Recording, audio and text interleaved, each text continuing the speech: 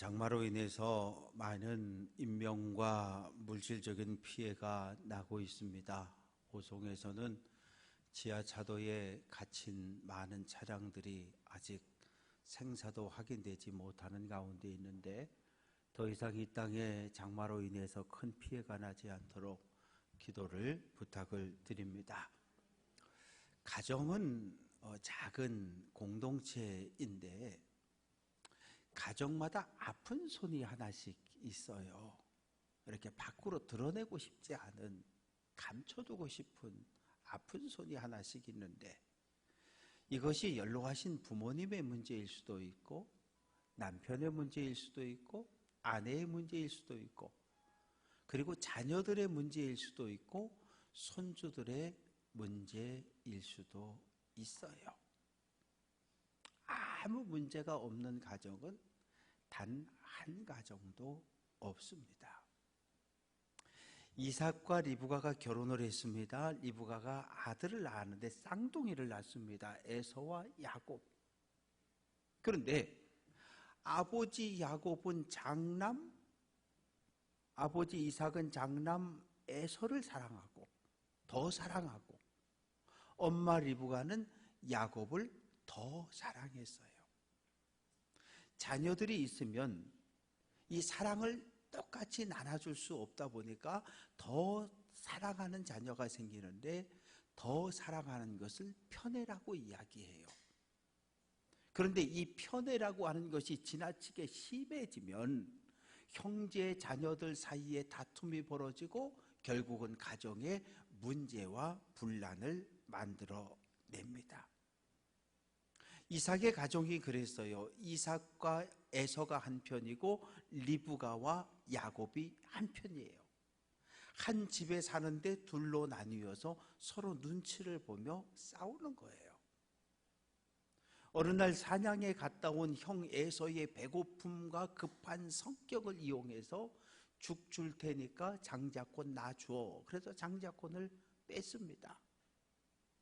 아버지 이삭이 임종하기 전에 이 이스라엘의 전통은 아버지가 장남의 머리에 손을 얹고 축복하는 전통이 있는데, 이거 장남이 받는 축복권입니다. 그런데 야곱이 형의 옷을 뒤집어 쓰고 손에다가 토시를 만들어 달고, 그리고 들어가서 아버지 저 에서입니다 그렇게 하고 머리를 디밀고 아버지의 축복을 받았어요. 아버지 이삭은 지금 내가 머리에 손을 얹은 이 아이가 에서인 줄 알고 축복을 했는데, 그런데 머리를 디민 아들은 야곱입니다. 그러면 이 축복이 에서에게 가는 겁니까? 야곱에게 가는 겁니까? 도대체 왜 이렇게까지? 엄마 리브가는 왜 아버지의 축복을 받는 일에 야곱을 편들어서 야곱이 축복을 받도록 그렇게까지 할까요? 장자권을 가지면, 아버지의 축복을 받으면 하나님의 복을 받을 수 있다는 잘못된 생각 때문에 그랬어요. 이삭도 리브가도 하나님의 뜻을 묻지 않았어요. 리브가가 쌍둥이를 가졌을 때 하나님께서 알려주셨어요. 내 태중에 두 국민이 있구나. 큰 자도 한 민족을 이룰 것이고 작은 자도 한 민족을 이룰 것인데, 창세기 25장 23절 큰 자가 어린 자를 섬긴다. 다만 형보다 동생이 더 크게 될 거야 알려주셨어요. 그런데 하나님의 말씀을 듣고 가볍게 여겨버렸어요. 에서는 야곱을 형제가 아니라 원수로 대합니다. 창세기 27장 41절 내가 내 아우 야곱을 죽이겠다, 이렇게 마음에 다짐을 합니다. 형이 동생을 죽이려는 마음을 엄마 리브가가 눈치를 챘어요. 야곱을 부릅니다. 야곱아, 너 여기 있으면 죽어. 너 외삼촌네 집에 좀 가 있어. 거기 몇 달 가 있다가 형이 너가 누구러지면 내가 사람을 보내서 데려올게. 그리고 남편에게 갑니다. 여보, 에서가 결혼을 했는데 이 가나안에 사는 원주민 해족 속의 여인을 며느리로 맞이했는데 야곱까지 그러면 나 못 살아. 야곱은 우리 오라빈의 딸들하고 결혼했으면 좋겠어. 이삭이 야곱을 부릅니다. 야곱아, 너는 절대 이 가나안에 사는 딸들과 결혼하면 안 돼. 외삼촌 라반이 있는 밧단 아람 하란으로 가. 걸리 가. 거기 가서 외삼촌의 딸들 중에서 내 아내를 데려오라고 말합니다. 우리나라 민족을 보면 고려시대까지는 종례혼이라는 게 인정이 됐어요. 같은 집안끼리 결혼을 했다는 거예요. 왕실이끼리 결혼하고 지식끼리 결혼하고 사촌간 팔촌간 결혼이 허락이 되어졌어요. 그런데 조선시대 유교 영향으로 동성 간의 같은 집안끼리의 결혼이 지금은 금지되어져 있습니다. 이스라엘 중근동 모든 사회가 같은 집안, 같은 부족끼리 결혼을 했어요. 왜 그랬을까요? 하나님을 믿는 사람하고 다른 민족에서 여인을, 아내를 데려오면 어떤 일이 벌어집니까? 이방의 신, 다른 신이 이스라엘 민족 안에 들어와서 하나님과 충돌을 일으키기 때문에 믿음의 순수함을 지킬 목적으로 다른 민족과의 결혼을 금지시켰던 거예요. 두 번째는 결혼하는 신랑이 장인에게 결혼 지참금을 가져다 줘야 돼요. 결혼 지참금은 보통 연봉 1년치입니다. 연봉 1년치를 가져다 줘야 되는데 과도하게 많은 결혼 지참금이 다른 민족이나 다른 부족에게로 흘러가는 것을 막기 위해서 집안끼리, 같은 민족끼리 그 안에서 결혼식을 했던 거예요. 야곱이 집을 떠납니다. 부엘세바에서 이 밧단 아람까지 거리가 900km예요. 900km는 서울시청에서 부산시청 갔다가 돌아오면, 왕복하면 900km 정도 됩니다. 지금처럼 고속도로가 쫙 뚫린 길이 아니었으니까 하루에 그저 20km, 25km 걸어간다 그러면 35일에서 45일 정도 걸어가야 도착하는 거리입니다. 야곱은 마음이 급해요. 왜? 집을 떠난 것을 알고 형이 칼을 들고 쫓아올까 봐. 그래서 첫날 밤 잠도 못 자고 밤새도록 걸어가고 둘째 날도 밤새도록 걸어가고 사흘째 걸었더니 베델까지, 부엘세바에서 베델까지 85km인데 사흘 동안 정신없이 달아난 거예요. 발이 무거워졌어요. 이제 또 한 걸음도 내디딜 수 없을 정도로 무거웠고 몸은 금방이라도 주저앉을 만큼 지쳐버렸습니다. 지금 야곱이 달아나는 이 길을 할아버지 아브라함이 걸어 내려왔고 엄마 리브가가 걸어 내려왔던 그 길을 홀로 걸어 올라가고 있는 거예요. 11절, 한 곳에 이르러 해가 졌다. 거기서 유숙하려고 한 돌을 가져다가 베개로 삼고 거기 누워 잤다. 큰 돌 아래 모닥불을 피워놓고 작은 돌멩이 하나 주워다가 베개 삼고 그리고 이불을 뒤집어 쓰고 거기 웅크리고 잠을 자고 있는 거예요. 잠이 올까요? 이리 뒤척 저리 뒤척 하는데 잠이 안 와요. 저 멀리서 들짐승들의 소리가 들려오고 하늘에는 별이 총총 반짝거리고 얼마나 외롭고 답답했을까요? 이 삼촌 라반의 집까지 갈 수 있을까? 내일은 또 얼마나 걸어가야 되지? 우리도 인생의 길을 걸어오면서 불면의 밤을 만났던 적이 있어요. 외롭고 답답하고 한숨이 저절로 나오는, 벽에를 펴고 이불을 뒤집어 쓰고 잠을 청하지만 단 1시간도 잠을 이루지 못했던 그런 어둠의 날들을 우리도 가지고 있습니다. 잠깐 잠이 들었는데 꿈을 꿨어요. 꿈에 사닥다리가 이렇게 서 있습니다. 땅에서부터 하늘까지. 그런데 하나님의 사자가 오르락 내리락 하는 그런 꿈을 꾸었습니다. 다리라고 하는 것은 산과 산을 연결해 줍니다. 다리는 육지와 섬을 연결해 주는 수평이지요. 그런데 야곱은 사닥다리 꿈을 보았습니다. 사닥다리는 땅에서 하늘까지 수직으로 세워지는 것이 사닥다리입니다. 우리는 두 발은 이 땅을 딛고 살아가요. 그러나 우리의 마음과 우리의 시선은 언제나 하나님의 나라 천국을 바라보고 살아가야 합니다. 십자가. 예수님 요한복음 14장 6절에서 내가 곧 길이다 나로 말미암지 않고는 아버지께로 올 자가 없다고 선언합니다. 골고다 언덕에 세워진 십자가에 예수님 못이 박혔어요. 십자가는 하늘을 향해 세워진 사닥다리입니다. 저 십자가를 통하지 않으면, 십자가에 못 박힌 예수를 통하지 않으면, 십자가에 죽고 무덤에 장사되었다 하나님께서 다시 살려내신 부활한 예수 그리스도를 통하지 않으면 어느 누구도 하나님 나라에 들어갈 수 없습니다.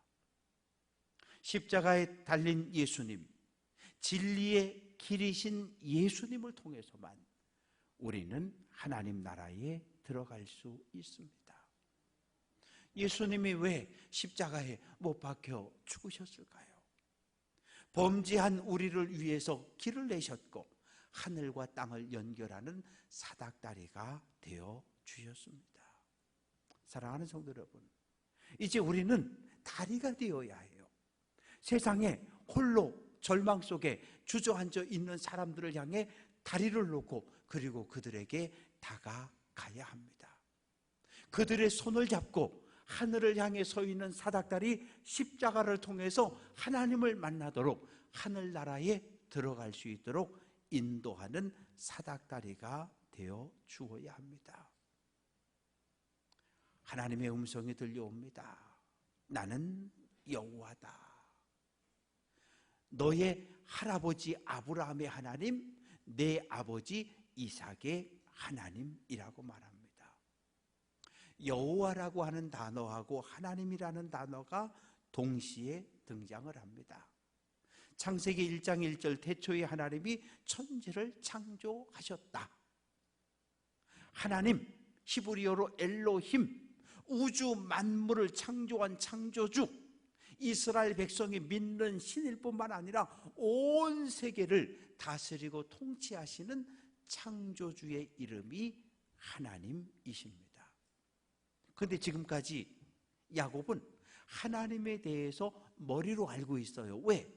아버지에게 하나님이 할아버지 아브라함을 어떻게 축복했는지 알려주셨고, 하나님이 아버지 이삭의 삶을 어떻게 보호하시고 동행해 주셨는지를 들었기 때문에 머리로 알고 있는 거예요. 그런데 지금까지 단 한 번도 하나님을 만나거나 경험해 본 적이 없어요. 그런데 할아버지 아브라함이 만났던 그 하나님, 아버지 이삭이 만났던 그 하나님을 오늘 야곱이 만난 거예요.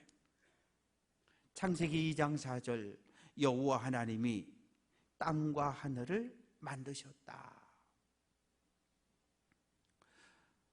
구약시대를 살았던 이스라엘 백성들은 하나님을 여호와라고 불렀던 거예요. 유대인들이 회당에서 율법을 읽는데 율법을 읽다가 여호와라는 단어가 나오면 멈칫하는 거예요. 왜? 여호와라고 하는 그 이름이 너무나 두렵고 떨린 이름이기 때문에 여호와라는 이름이 나오면 아도나이, 나의 주여, 이렇게 바꾸어서 읽었습니다. 그런데 요즘 성경은 여호와보다는 야훼로 번역을 하고 있습니다.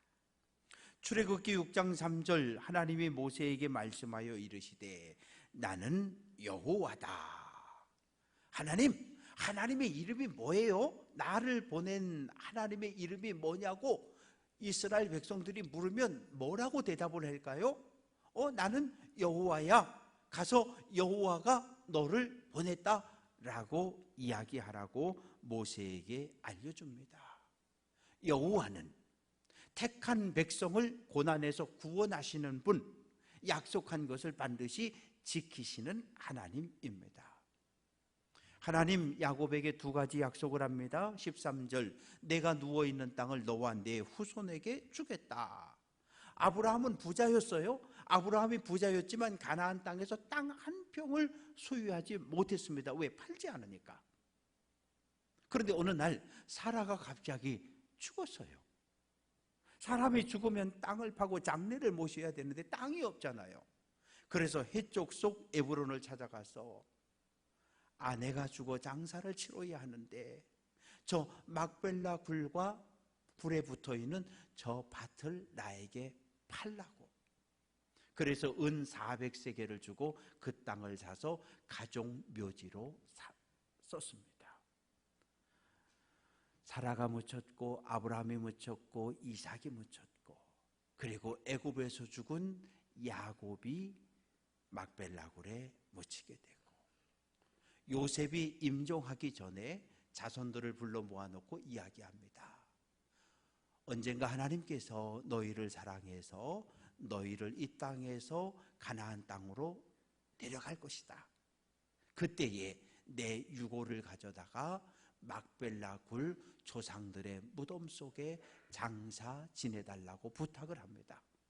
그래서 모세가 애굽을 떠날 때 요셉의 유고를 수습하고, 그리고 여호수아가 가나안 땅을 정복한 이후에 막벨라 굴의 장례를 모십니다. 두 번째 14절, 내 자손이 땅에 티끌같이 되어서 동서남북 사방으로 퍼져 나간다고 말합니다. 그런데 야곱은 아직 결혼을 안 했어요. 가족이 없어요. 그런데 자손이 땅에 티끌처럼 많아진다? 동서남북에 흩어져서 살아야 할 만큼 번성할 것을 약속합니다. 자손 번성에 대한 약속이 가나안 땅이 아니라 애굽 고센 땅에서 성취가 되어집니다. 출애굽기 1장 7절, 이스라엘 자손은 생육하고 불어나 번성하고 매우 강하여 온 땅에 가득하게 되었다. 한 민족, 한 나라를 세울 만큼 많은 숫자로 늘어난 거예요. 하나님의 약속이 성취되었습니다. 두 번째 약속이 성취되어지려면 애굽을 떠나야 되는 거예요. 그래서 모세를 통해서 출애굽하게 되고 가나안 땅에 자리를 잡게 됩니다. 15절, 내가 너와 함께 있겠다. 어디로 가든지 너를 지켜줄 거고 너를 다시 이끌어 이 땅으로 돌아오게 할 거다.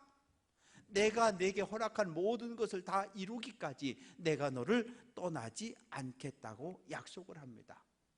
땅을 준다. 자손이 번성한다. 아무 의미가 없어요. 왜? 지금 형의 칼을 피해서 도망치고 있는 도망자 신세고, 아직 결혼을 안 해서 자녀를 하나도 낳지를 못했어요. 그런데 자손이 번성하고 땅이 무슨 필요가 있습니까? 마음에 와닿지 않는 그런 약속이지요. 그러나 야곱아, 내가 너와 함께 한다. 임마누엘, 하나님이 함께 한다. 이 약속은 야곱의 마음에 와닿는 현실적인 말씀입니다. 불안, 두려움에 빠진 야곱에게, 지금 형 에서의 칼을 피해서 도망치는 야곱에게 함께한다, 너를 보호해 주겠다고 하는 이 약속은 큰 위로와 용기의 말씀이 됩니다. 야곱이 잠에서 깼습니다. 깼다는 얘기는 그냥 이렇게 자다가 그냥 깼다, 그런 의미가 아니고요, 깨달았다는 거예요. 뭐를? 지금까지 아버지 이삭에게 들은 하나님에 대해서 머리로 지식으로 알고 있었는데, 이제 오늘 여기에서 하나님을 만남으로, 와, 아버지가 말씀하셨던 그 하나님을 내가 만났어, 내가 경험했어. 머리로 지식으로 알았는데 이제 내가 삶으로, 가슴으로 느꼈다는 그러한 고백이지요. 야곱은 깜짝 놀랐어요. 이 광야에서 하나님을 만날 거라고 상상도 못했어요. 생각도 못했어요. 그런데 임마누엘, 야곱이 어디에 있든 무엇을 하든 하나님이 함께하고 동행하고 보호할 것을 약속하셨습니다. 아, 하나님은 내가 머무는 곳 어디나 계신 하나님이구나. 전지전능하신 하나님, 무소부지하신 하나님을 경험하게 되고, 야곱의 믿음은 성장하게 됩니다. 그래서 누웠던 자리에서 일어나 외칩니다. 이곳은 하나님의 집이요 하늘의 문이다. 원래 이름은 루스입니다. 루스, 혼란, 혼돈 그런 의미를 가지고 있는데 벳엘로 바꿨어요. 벳, 집, 엘, 하나님, 하나님의 집입니다. 바로 이 베델이 하늘의 문은 사닥다리를 통해 하나님 앞으로 나아가는 문이요 하나님의 영광이 나타나는 장소입니다. 그냥 웅크리고 하룻밤 자고 지나가는 광야인 줄 알았는데 야곱에게 하나님을 만난 은혜의 장소가 되었습니다. 아침에 일어나서 베개를 세우고 그리고 그 위에 기름을 붓습니다. 기름을 부었다는 얘기는 구별했다는 이야기예요. 그 장소를 구별했다는 뜻입니다. 야곱은 자기 자신에게 나타난 하나님을 기념하며 돌을 세우고 기름을 붓습니다. 기념한다는 말은 기억한다는 거예요. 그럼 무엇을 기억한다는 말일까요? 야곱에게 나타난 하나님을 기억한다는 거예요. 땅을 주겠다, 자손이 번성하게 하겠다, 하나님의 약속을 기억한다는 거예요. 임마누엘, 내가 너와 일평생 함께 하겠다고 하는 그 하나님의 말씀을 기억하는 겁니다. 사랑하는 성도 여러분, 살아온 날들을 한번 이렇게 뒤돌아보면 하나님께 받은 은혜가 우리에게 있었어요. 근데 그 은혜가 우리 마음판에 새겨져 있으면, 우리가 기억하고 있으면 우리는 어떤 상황을 만나도 어떤 고난 속에 처해도 하나님을 향한 믿음이 흔들리지 않아요. 그리고 하나님을 감사하고 예배할 수 있습니다. 그런데 하나님께 받은 은혜를 다 그냥 잊어버렸어요. 모래에 강물에 다 흘려버렸어요. 하나님의 은혜를 하나도 기억하지 못해요. 우리 마음속에 무엇만 남아있습니까? 내가 기도했는데 하나님 응답 안 했어. 내가 이런 기도했는데 하나님 응답 안 했어. 하나님 나빠. 이런 불평과 불만이 마음속에 가득 차면 절대로 하나님께 감사할 수 없고 찬양할 수 없습니다. 바라고 소망하는 것은 하나님께 받은 은혜는 마음판에 새기고 일평생 감사하며 찬양하며 믿음의 길을 걸어가는 성도 되시기를 주님의 이름으로 축원합니다. 하나님의 은혜를 경험했어요. 그리고 몇 가지 소원을 합니다. 소원이 무엇입니까? 하나님 앞에 맹세하여 소원을 세우다. 이것이 소원입니다. 입술로 하나님과 약속하는 것, 자발적인 약속이 소원이에요. 근데 우리가 소원기도 했어요, 안 했어요? 소원기도 했어요. 근데 우리의 소원기도는 받은 은혜에 대한 감사가 아니라 조건부였어요. 하나님, 내가 지금 이런 기도의 제목 가지고 있는데 이거 이렇게 응답만 해주시면 이렇게 하겠습니다. 우리는 이런 소원 작정을 많이 했어요. 하나님이 우리에게 소원기도 하라고 강요하지 않으셔요? 일평생 살면서 소원기도 한 번도 안 해도 괜찮아요. 왜? 소원이라고 하는 건 받은 은혜에 대한 감사의 고백이 소원으로 나타나는 거예요. 자발적인 거예요. 하나님께 소원을 했어요? 약속을 했어요? 근데 못 지켰어. 그럼 어떻게 하면 돼요? 하나님, 내가 언제 어디서 이러한 약속을 하나님께 분명히 했는데 내가 돌아보니까 그 약속을 지키지 못했습니다. 잘못했습니다. 용서해 주세요. 속건제, 하나님 앞에 감사의 예물을 드리고 죄를 고백하면 끝나는 거예요. 어떤 소원을 했을까요? 첫 번째, 하나님, 나를 보호해 주시고 동행해 주셔서 다시 아버지의 집 브엘세바로 돌아오게 하면 여호와께서 나의 하나님이 된다고 소원을 하는 거예요. 나와 함께 해주겠다고 하나님이 약속하셨는데 그 약속을 그대로 지켜주시면 내가 일평생 살아가면서 하나님만 내 인생의 왕으로, 하나님만 내 인생의 주인으로 모시고 살아가겠다고 약속을 하는 거예요. 그리고 두 번째는, 하나님, 여기 내가 베개로 뱉던 이 돌베개에 세우고 기름을 부었는데 여기다가 이게 하나님의 집이 된다는 말은 뭐냐 하면 받은 은혜가 너무도 크고 놀라워 여기다 하나님을 예배하는 예배당 하나 지어드리겠다는 거예요. 그것이 두 번째 야곱의 서원입니다. 그 이후로 야곱의 삶의 고난과 고통, 어려움, 감당할 수 없는 고난이 닥쳐올 때 야곱은 베델을 떠올리고 베델로 올라갑니다. 세겜에 살았습니다. 세겜에 살다가 사랑하는 딸이 세겜족 추장에게 그만 몹쓸 짓을 당했어요. 그래서 분노한 레위와 시므온이 칼 들고 가서 아니지 먼저 약속을 했어요. 내 여동생과 결혼하고 싶어? 네. 그러면 할례 받아.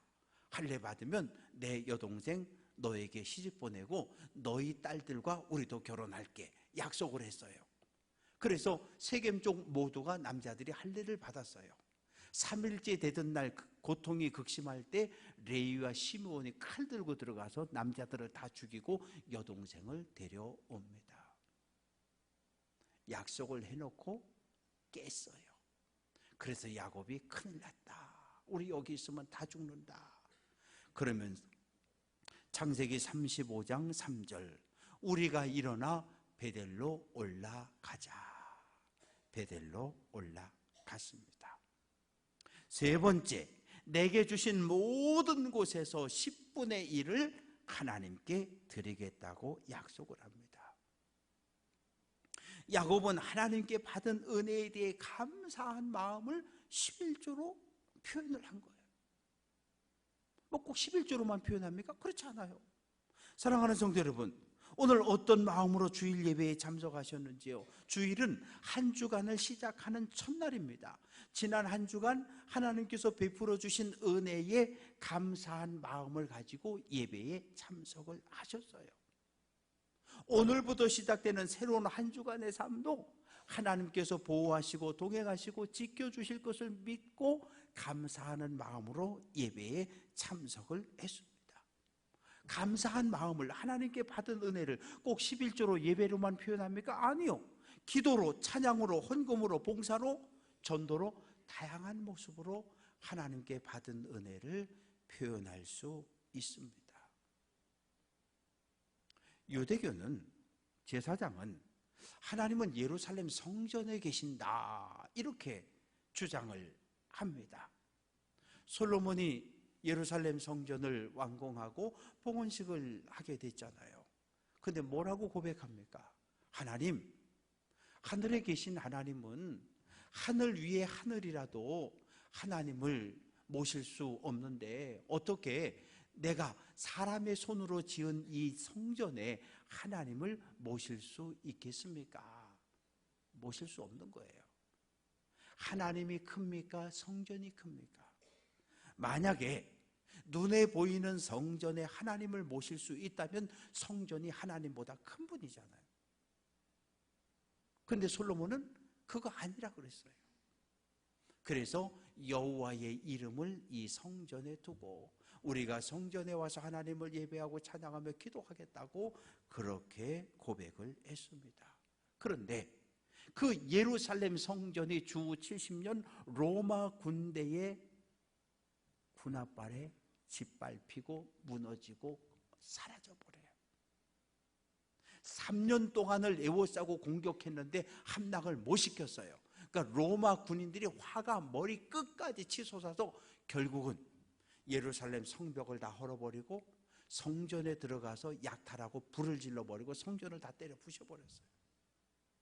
성전을 때려 부셨으니 우리는 어디 가서 하나님을 만날 수 있습니까? 하나님은 어디에 계실까요? 하나님을 만나려면 우리는 어디로 가야 할까요? 마태복음 18장 20절 두세 사람이 내 이름으로 모인 곳에는 같이 한번 해봅니다. 나도 그들 중에 있다. 눈에 보이는 건물은 교회당, 예배당이지요. 그러나 교회는 건물이 아니에요. 예수를 그리스도로 고백한 두 사람, 세 사람이 모인 공동체, 믿음의 공동체, 거기에 하나님이, 주님이 함께 하신다고 말씀을 하십니다. 오늘 우리가 예수의 이름으로 모여 하나님을 예배한다면 오늘 이 춘천제일교회 신앙공동체 위에 하나님은 함께 하시는 분이 맞아요. 그런데 혹이라도 예수와 상관없이 이 자리에 와서 앉아 있다면 하나님은 함께 하실 수 없는 거죠.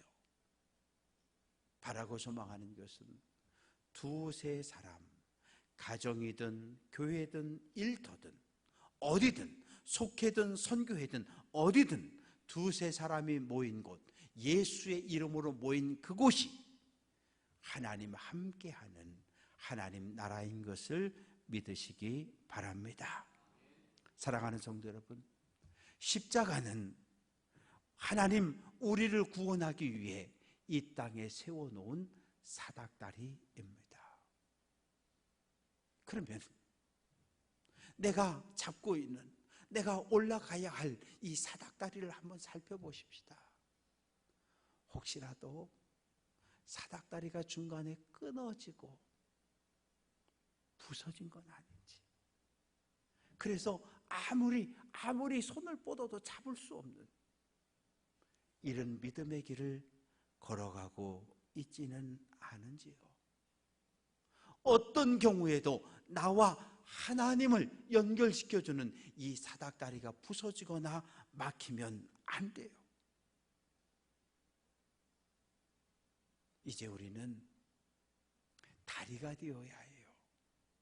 고난과 절망과 슬픔 속에 질병으로 인해 고난받고 있는 형제와 이웃들을 향해 다리를 놓아야 하고, 그래서 그 다리를 건너가서 그 한 형제의 한 영혼의 손을 붙잡아야 하고, 그를 데려다가 어디에? 예수 그리스도를 통한 십자가 사닥다리를 잡게 해서 그 영혼도 하나님 나라를 소망하며 믿음의 길을, 믿음의 사닥다리를 올라갈 수 있도록 우리가 도와주어야 합니다. 바라고 소망하는 것은 하나님께 받은 은혜를 기억하고 하나님께 받은 복과 사랑을 이웃들에게 흘려보내는 복의 통로의 삶을 살아낼 수 있는 귀한 성도들 될 수 있기를 주님의 이름으로 축원합니다.